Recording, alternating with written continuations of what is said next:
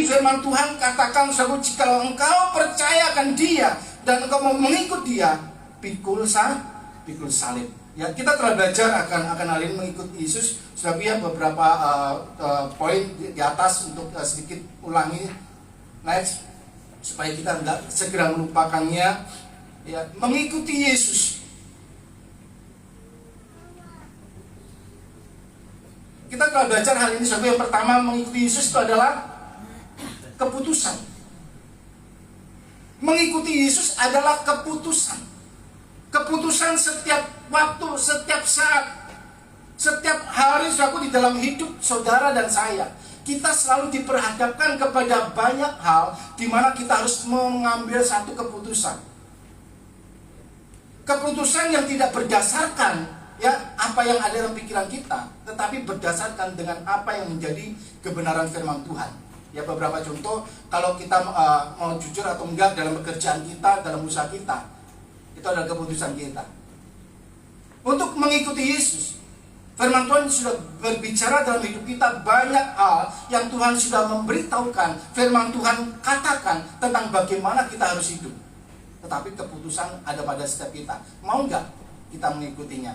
Mau jujur atau tidak, keputusan kita. Mau bertahan atau enggak, itu keputusan kita, saudara. Mengampuni atau menyimpan kemarahan itu, menyimpan sakit hati itu, ada pada setiap kita. Makanya mengikuti Yesus itu adalah keputusan. Termasuk bagaimana kita harus memikul salib. Yang kedua, mengikuti Yesus itu adalah proses. Proses itu butuh waktu yang cukup panjang. Proses itu memiliki jangka waktu yang cukup lama. Bukan instan, bukan instan. Jadi, jika Anda berdoa untuk perubahan, jangan cepat menyerah. Saudara berdoa untuk anak-anak, untuk suami, untuk istri, untuk keluarga. Sekali, 2 kali berdoa, 3 kali berdoa kok nggak berubah-berubah. Saudara jangan menyerah. Saudara memberitahukan, saudara ajar mereka, kok nggak berubah-berubah. Saudara jangan cepat menyerah. Karena mengikuti Yesus adalah proses.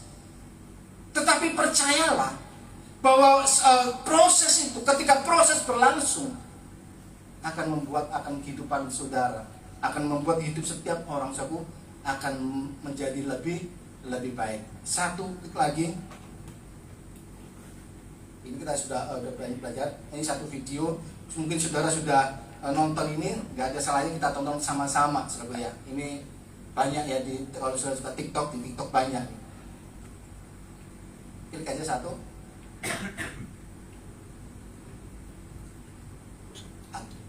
Videonya nggak jalan, tadi coba jalan. Twas grace that taught my heart to fear, and grace. Ini adalah proses.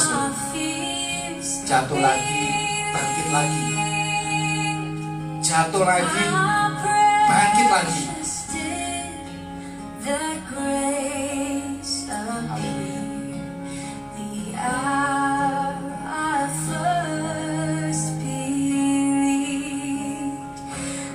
Keraguan buat kadang-kadang jatuh lagi.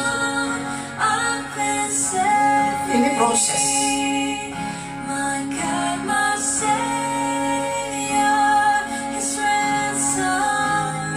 Tapi kita ini nggak boleh terus menyerah, terus jalani.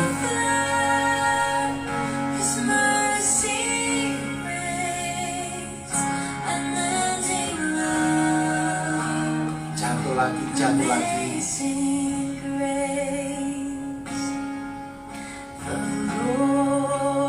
Rasanya memang berat, kadang-kadang susah untuk kita bisa setia, untuk kita bisa melakukan apa yang menjadi kehendak Tuhan. Jatuh bangun rasanya susah sekali. Tetapi saudara, itulah proses. Kita nggak boleh menyerah.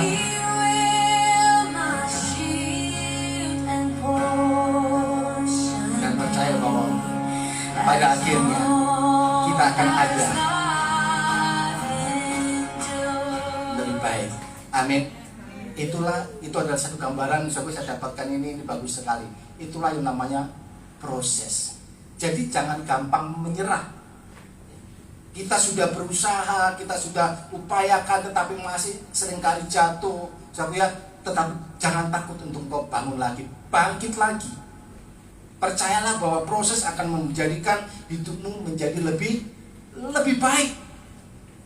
Karena kalau kita bicara tentang mengikuti Yesus, ini berbicara tentang bagaimana dalam hidup saudara dan saya kita berjalan menuju kepada kesempurnaan untuk kita bisa menjadi serupa dengan Kristus. Tuhan menghendaki dalam kehidupan kita menjadi serupa dengan Dia. Kalau kita adalah pengikut-pengikutnya, maka kita akan menjadi sama seperti Dia.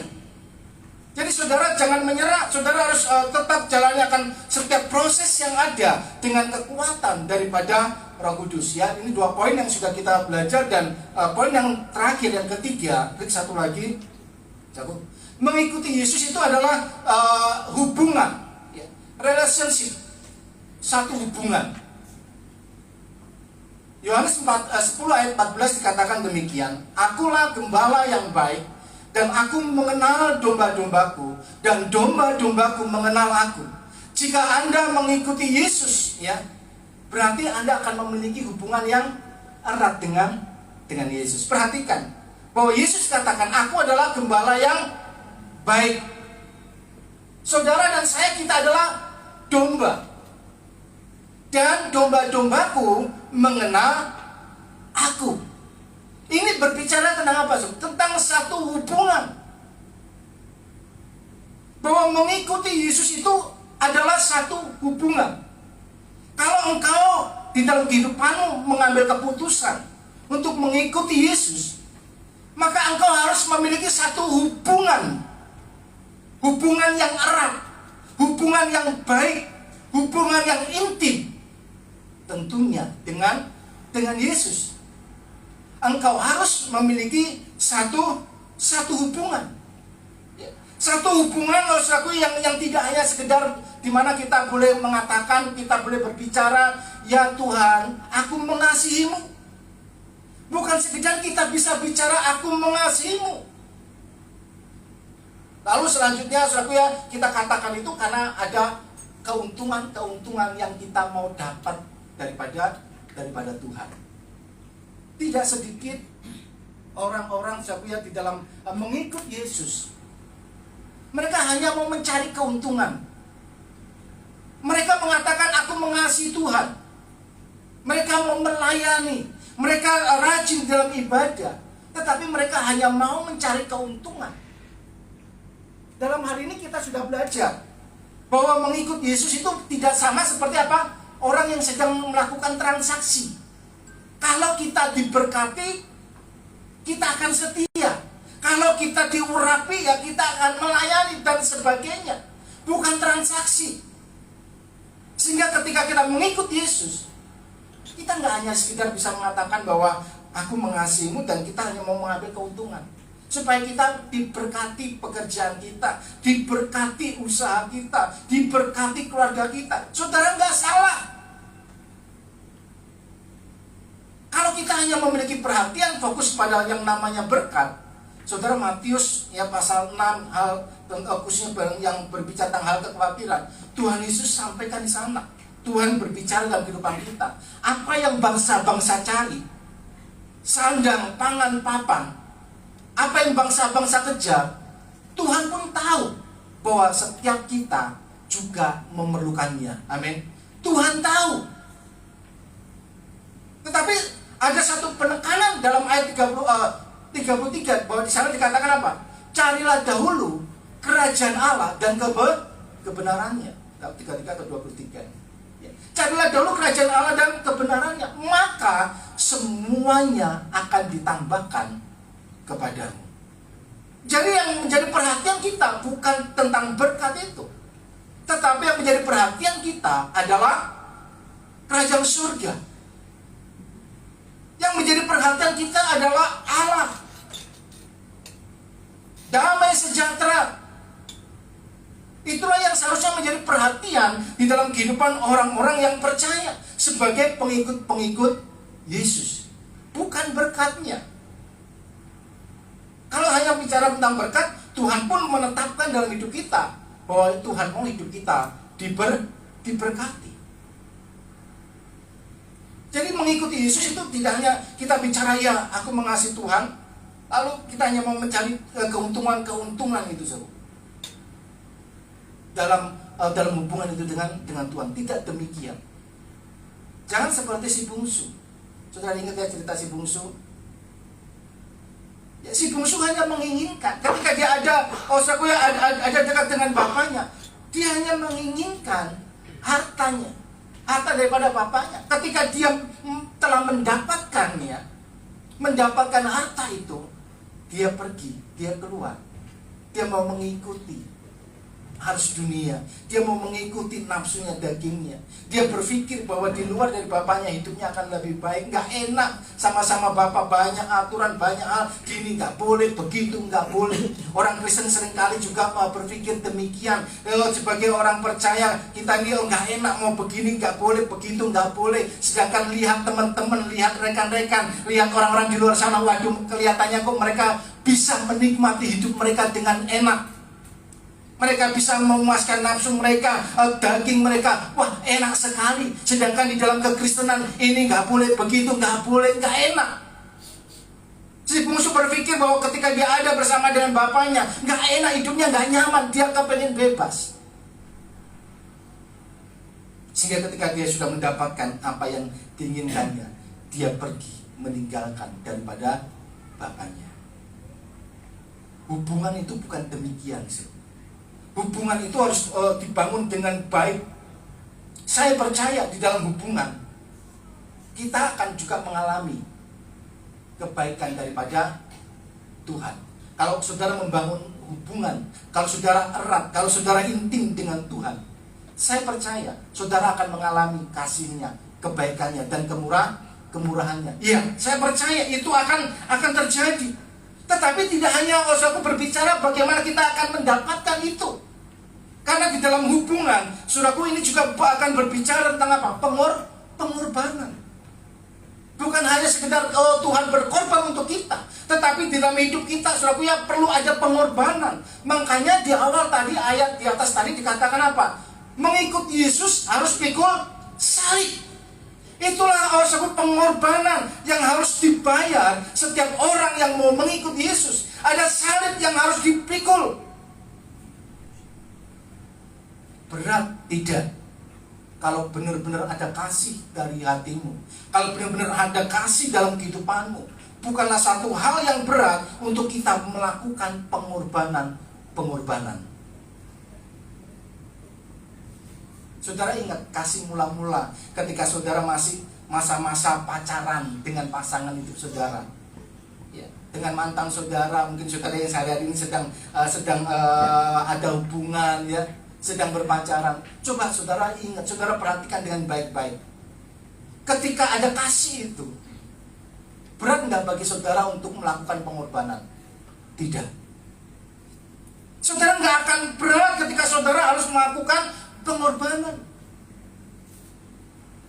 Nggak akan berat bagi saudara ketika mungkin sudah malam hujan dan saudara harus saudaraku jemput di tempat yang jauh. Saudara akan berangkat dengan sukacita, nggak akan ngeluh.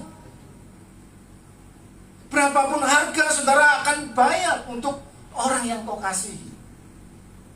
Di dalam hubungan kita dengan Tuhan, ini harus terjadi, saudara. Bukan hanya saudara bisa, aku mau Tuhan lakukan pengorbanan untuk hidupmu. Tuhan sudah berkorban. Tuhan sudah memberikan semua apa yang ada padanya. Dan bagi setiap kita hari-hari ini, kalau nggak adalah pengikut Yesus, berani nggak? Berani nggak kita bayar harga? Jangan menjadi pengikut Yesus yang hanya mau mencari keuntungan. Bahaya nih. Kalau nggak ibadah, kalau nggak berdoa, nanti Tuhan nggak berkati. Waduh, ngeri. Kalau saudara membangun hubungan hanya berdasarkan itu untuk mencari keuntungan, hubunganmu tidak akan langgeng. Hubunganmu nggak akan bertahan lama. Hubungan itu akan segera rusak. Tetapi harus ada keberanian dalam kehidupanmu untuk kau juga berani bayar berharga. Harus ada kasih yang sungguh-sungguh daripada hatimu di dalam engkau mengasihi Tuhan. Kasihmu kepada Allah, itu yang akan memampukanmu. 1 Petrus 4 ayat yang ke-8. Saudara ingat ayat ini, firman Tuhan katakan demikian. Tetapi yang terutama, kasihilah sungguh-sungguh seorang akan yang lain, sebab kasih menutupi banyak sekali dosa. Perhatikan, kasih menutupi banyak sekali dosa. Kasih akan memampukan dalam kehidupan saudara. Terjemahan lain dikatakan demikian. Terutama tunjukkanlah kasih seorang kepada yang lain, sebab kasih dapat memaafkan banyak kesalahan. Kasih akan memampukan saudara. Kasih akan memberikan kekuatan kepada saudara untuk engkau bisa melakukan banyak hal. Bisa mengampuni, bisa memaafkan. Kasih akan membuat saudara ketika saudaraku ya, seseorang di dalam kehidupanmu, mungkin dalam keluargamu, mereka melakukan kesalahan. Kasih akan membuat engkau tidak akan membuang mereka, nggak akan mengusir mereka, tetapi engkau akan bisa mengampuni mereka. Engkau akan dengan kasihmu engkau akan bisa apa? Mengarahkan mereka, memimpin mereka, nuturin mereka, nasihati. Inilah satu hubungan. Mengikuti Yesus itu adalah hubungan. Jadi tidak hanya kasih dari satu pihak. Tuhan jelas mengasihi saudara dan saya. Tapi bagaimanakah respon kita? Apakah kita mau buka hati kita untuk kasihnya dan membalas kasih Tuhan? Jika engkau mengasihi Tuhan dengan segenap hatimu, saya percaya bahwa di dalam kehidupan saudara bukanlah hal yang berat untuk engkau bisa di dalam kehidupanmu melakukan akan pengorbanan. Satu lagi, jadi saudaraku ya,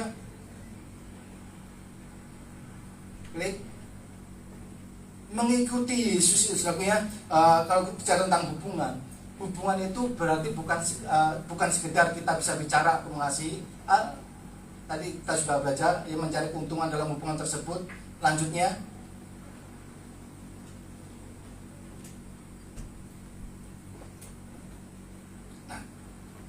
bicara tentang hubungan. Kalau tadi kata mengikuti Yesus adalah satu hubungan, maka yang pertama, hubungan itu berarti saudara harus tahu apa yang menjadi hati Tuhan. Bagaimana engkau akan membangun hubungan, bahwa engkau akan intim dengan Dia, engkau akan erat di dalam Dia. Kalau tidak tahu apa yang menjadi hati Tuhan, engkau harus cari tahu apa yang menjadi hati Tuhan. Bagaimana kita bisa mengenal hatinya? Bagaimana kita bisa tahu hati Tuhan? Lalu baca, renungkan firman Tuhan. Yosua 1:8 dikatakan apa saudaraku ya?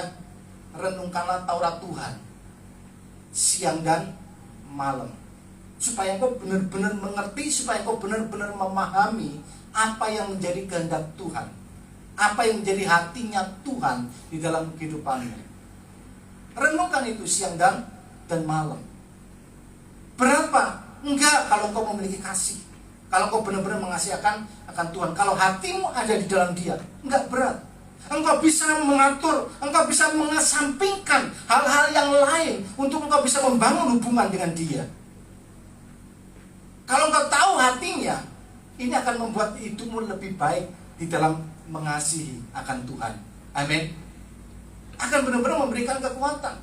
Oleh karena itulah saudaraku, orang Kristen, orang yang mengikut Yesus, dia harus baca firman Tuhan, renungkan firman Tuhan. Harus ada kehidupan yang berdoa. Setiap waktu engkau berdoa. Di dalam engkau ambil keputusan, engkau berdoa. Apa yang kau mau buat, apa yang kau lakukan, berdoa.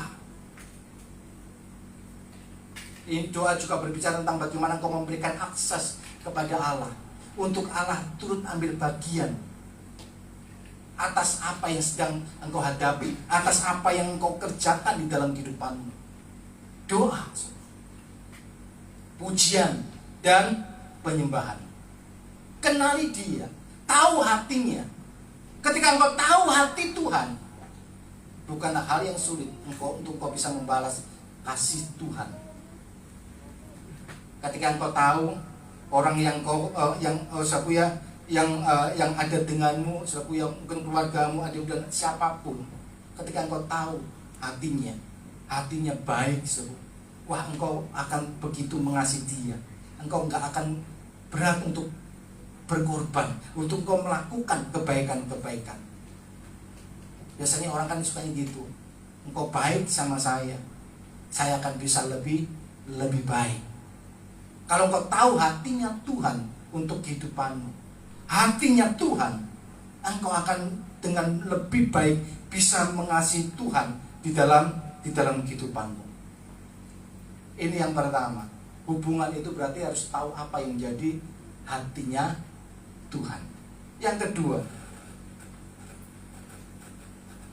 hubungan itu juga berarti saudara akan bertindak dan berlaku seperti Tuhan Yesus. Kalau engkau mengikuti Tuhan Yesus, maka engkau akan bertindak berlaku seperti Yesus. Kalau mengikuti adalah satu hubungan, seharusnya hubungan itu akan membawa dalam kehidupanmu untuk kau menjadi serupa dengan Yesus. Makanya di dalam Amsal katakan, jangan engkau sampai salah bergaul. Dengan siapa engkau bergaul, engkau akan bisa menjadi sama dengan orang itu. Makanya dikatakan janganlah engkau menjadi pasangan yang tidak sepadan. Dengan siapa engkau bergaul, dengan siapa engkau menghabiskan waktumu, engkau akan menjadi sama seperti dia. Jikalau engkau habiskan waktumu dengan Tuhan, jikalau engkau membangun hubungan dengan dia, engkau intim dengan dia, engkau akan menjadi sama seperti Yesus. Engkau melihat, engkau memperhatikan, dan engkau akan bertindak sama seperti Yesus. Saya ingat almarhum Pak Tosan Sabuya pada waktu saya persiapkan ini. Banyak sekali dalam kehidupan saya, secara nggak sengaja Sabuya, tahu apa yang saya buat, apa yang saya lakukan ini kadang-kadang saya dulu nggak seperti ini, tapi saya bisa seperti ini. Oh, saya dulu banyak waktu habis sama Pastor Sam. Ya, sering pergi sama-sama, sering ngobrol bareng, saya lihat, perhatikan apa yang dibuat. Pastor Sam sering sampaikan banyak hal. Tahu-tahu saya bisa ngikuti, berbuat sama, bertindak sama seperti yang Pastor Sam lakukan. Saudara berteman dengan seseorang, perhatikan itu saudara. Kadang-kadang saudaraku, ketika engkau membangun pertemanan dengan seseorang, gaya hidupmu bisa berubah. Engkau bisa menjadi sama dengan mereka. Anak muda yang baru membangun satu hubungan, ada satu hubungan dibangun, lalu ceweknya katakan, "Mas, aku nggak suka lo kamu merokok." Saudara tahu nggak? Yang dulunya susah sekali untuk melepaskan itu, tetapi karena ada hubungan di sana, dia akan bisa lepaskan. Dia akan berani bayar berharga. Dia akan bertindak. Demikian juga ketika engkau membangun hubungan dengan Tuhan. Makanya orang yang dekat dengan Tuhan, dia akan, cara berpikirnya pasti akan berubah, akan berbeda. Tindakannya, kelakuannya pasti akan berubah. Karena Tuhan, dia pasti pasti ajarkan hal-hal yang baik dalam setiap kehidupan kita. Amin. Orang Kristen itu akan kelihatan, apakah dia benar-benar sungguh mengikuti Yesus atau tidak. Ya dari apa? Cara gaya hidupnya. Apa yang keluar dari mulutnya, apa yang dia lakukan, itu akan terlihat hubunganmu dengan Tuhan akan mempengaruhi hidupmu untuk kau menjadi sama seperti Dia. Amin. Yohanes 15 dikatakan bahwa Yesus adalah pokok anggur dan kita ini adalah carangnya, rantingnya. Ranting, carang, dia akan hidup ketika melekat. Karena pada pokok anggur itulah mengalir aliran kehidupan. Dan ranting, carang, dia akan menghasilkan buah sama seperti di mana dia melekat pada pokok itu. Kalau engkau adalah pengikut Yesus, maka akan menghasilkan di dalam kehidupanmu. Saya percaya pengikut Yesus, dia akan dalam kehidupannya menghasilkan buah roh. Ada kasih, ada sukacita,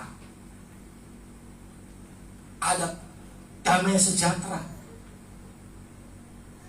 Bahkan dalam kesulitan, dalam kesukaran sekalipun, dia akan tetap bisa utamakan Yesus, utamakan Tuhan lebih dari segalanya.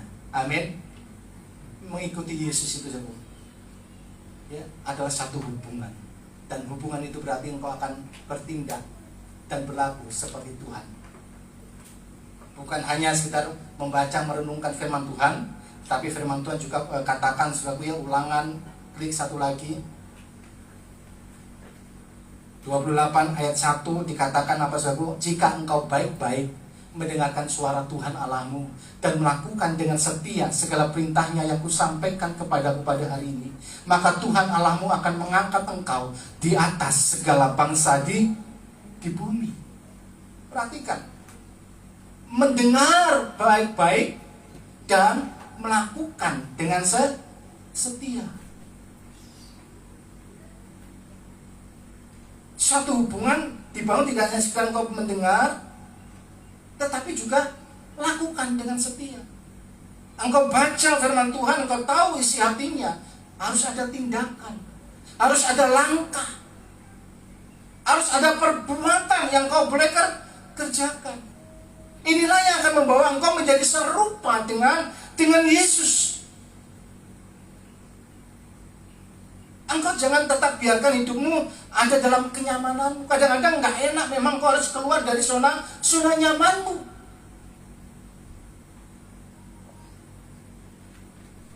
Jangan berpikir bahwa hidup kita akan lebih baik ketika kita rajin beribadah ke gereja. Hidup saudara banyak waktu di gereja. Belum tentu. Kalau kau tak memiliki hubungan yang erat dengan Tuhan. Karena gak sedikit orang-orang yang mereka yang juga melayani, mereka ada di gereja, belum tentu mereka mengikuti Yesus. Tetapi sebaliknya, pengikut Yesus, dia akan tetap ada dalam setiap pertemuan-pertemuan ibadah. Dia akan berdoa, dia akan dengan baik-baik mau baca, mau merenungkan akan firman Tuhan. Menjadi pelaku. Jadi engkau akan bertindak, engkau akan bertingkah sama seperti Yesus. Matius 16 ayat 24. Lalu Yesus berkata kepada murid-muridnya, setiap orang yang mau mengikut aku, ia harus menyangkal dirinya, memikul salibnya, dan mengikut aku. Nah ini dia. Menyangkal diri, memikul salibnya. Hubungan itu harus ada pengorbanan. Hubungan yang demikianlah yang akan menghasilkan satu kualitas sehingga membuat hidupmu menjadi serupa dengan Yesus. Percayalah saudara, apa yang saudara punya, saudara miliki di dunia ini, tidak akan selamanya saudara bisa mempertahankan itu. Karena nggak ada yang kekal di dunia ini. Amin. Nggak ada yang kekal. Saudara nggak bisa mempertahankan itu. Tetapi saudara lebih tahu apa yang harus kau pertahankan. Hal yang kerajaan surga, apa yang ada di surga, itu yang harus kau pertahankan. Jangan gandoli apa yang ada di dunia ini. Semua apapun itu hanya sementara. Itu hanya sebentar. Hartamu, uangmu. Jangan saudara hanya berfokus ke sana, tetapi kasihlah akan Tuhan Allahmu. Yohanes 8 ayat 12. Maka Yesus berkata pula kepada orang banyak, katanya, Akulah terang dunia. Barang siapa mengikut aku, ia tidak akan berjalan dalam kegelapan, melainkan ia akan mempunyai terang itu. Amin. Akulah terang dunia. Barang siapa mengikut aku, ia tidak akan berjalan dalam kegelapan. Saudara, dulu ia gelap. Kita dulu adalah bagian daripada kegelapan itu. Tetapi di dalam Yesus, Tuhan sudah mengubahkan hidupmu. Sudah memindahkan hidupmu dari gelap kepada terangnya yang ajaib. Sehingga kau tidak akan lagi hidup di dalam kegelapan. Tuhan telah memberikan roh yang baru dalam kehidupanmu untuk engkau boleh hidup di dalam terang. Karena mengikut Yesus akan hidup dalam terang. Karena dia adalah terang itu. Melainkan ia akan mempunyai terang hidup. Firman Tuhan juga katakan bahwa akulah jalan dan kebenaran dan hidup. Yesus adalah kebenaran. Kalau engkau membangun hubungan dengan Yesus, dengan kebenaran itu, maka engkau akan hidup di dalam kebenaran. Karena dia adalah kebenaran itu. Ketika engkau lekatkan dirimu dengan dia, engkau akan ada dalam kebenaran. Bukan kepada segala perkara yang di dunia ini. Anak muda yang kaya, dia datang kepada Yesus, tanya kepada Tuhan, apa yang harus aku perbuat supaya bisa mengikuti Yesus, supaya bisa ada bersama-sama dengan Tuhan, supaya bisa menjadi penghuni surga. Yesus hanya katakan, walaupun pemuda ini sudah katakan, awas aku semua perintah, semua hal dia sudah lakukan, tetapi Yesus katakan satu hal kepada pemuda ini, jualah hartamu, lalu bagikan itu kepada orang-orang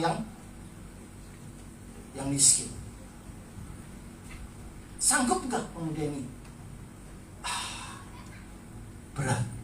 Artinya masih ada pada dunia. Dan Yesus katakan, orang yang demikian tidak layak menjadi pengikutku. Dia harus berani.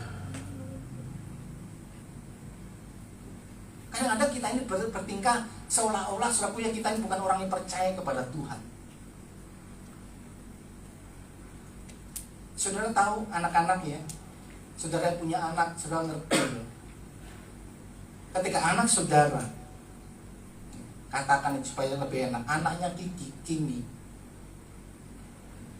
minta, minta ayam kremes, ayam McDonald, gue beli lo gak Ki? Belikan. Mungkin Kimi hanya berharap bisa dikasih satu. Karena Kiki baik, Kiki sayang, dibelikan sadus, paket. Ada beberapa isinya. Dikasihkan sama Kimi. Kimi senang mukanya, wow. Nih makan enak, lalu Kiki minta, nak, papa minta satu ya, papi minta satu ya. Jangan Pi. Kok pelit? Jangan Pi, nanti habis. Saudara, Kiki bisa nggak berikan lebih banyak? Bisa. Kadang-kadang kita bersikap seperti anak kecil yang takut tentang hidup ini.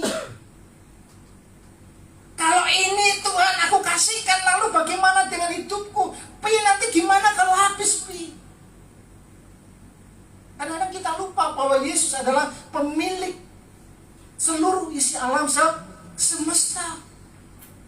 Sehingga ketika Tuhan hanya mau seberapa bagian daripada hidupmu, kita katakan jangan Tuhan, enggak. Berani enggak engkau bersikap seperti Sakeus? Ketika dia mendapatkan kebenaran itu, ketika dia memperoleh kebenaran itu dalam kehidupannya, apa yang Sakeus lakukan? Dia menjual seluruh hartanya, dan mengembalikan kepada orang-orang yang sudah dirugikannya 4 kali lipat. Semangat besar diberikan. Dia nggak takut karena dia mendapatkan akan kebenaran itu. Mengikuti Yesus, saudara percayalah.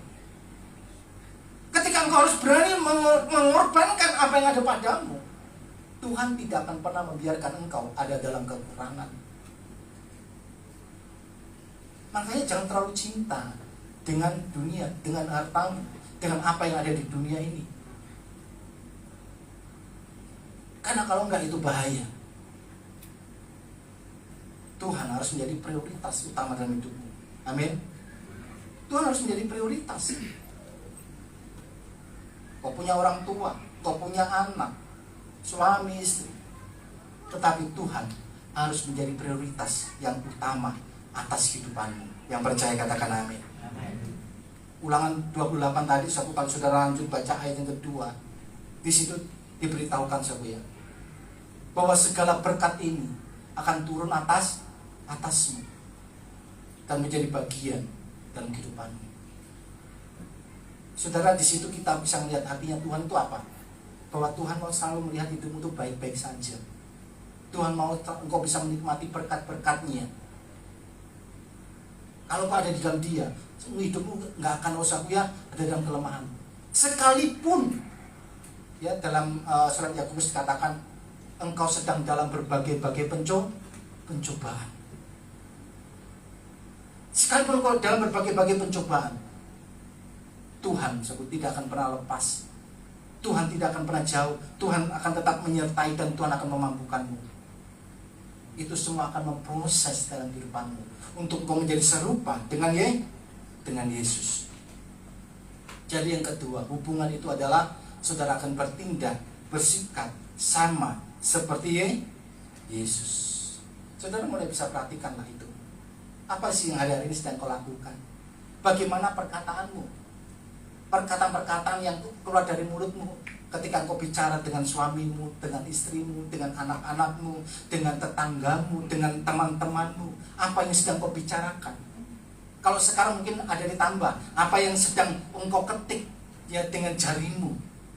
Kalau dulu hanya mulutmu adalah harimaumu, sekarang jarimu juga menjadi harimau.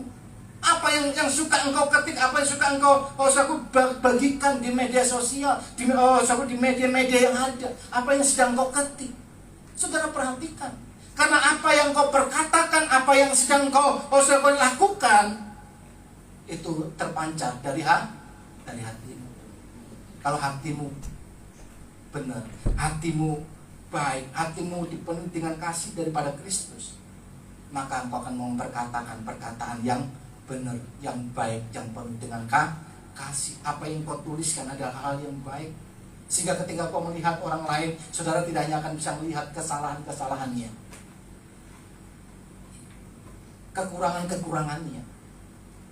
Ingat saudara, setiap orang itu pasti akan ada kelemahannya, tetapi tidak sedikit juga apa yang menjadi kelebihan daripada orang itu. Jangan seperti peribahasa katakan, karena nila setitik rusaklah susu sebelanga. Kalau Tuhan hanya bisa melihat ini dalam kehidupanmu, celakalah setiap orang. Apa sih baiknya manusia di hadapan daripada Allah? Gak ada baik-baiknya. Tetapi kasihnya itu begitu luar biasa, sehingga dia mau memberikan dirinya. Amin. Sedang pemain musik untuk bisa maju ke depan. Mengikut Yesus adalah hubungan. Dan dalam hubungan itu, firman Tuhan saya katakan, saudara, hubungan, saudara akan membuat dalam kehidupanmu, kau harus tahu apa yang menjadi hatinya. Hati Tuhan, hubungan akan membawa dalam kehidupanmu untuk menjadi serupa dengan Dia, ya, sehingga kau akan bertindak dan berlaku seperti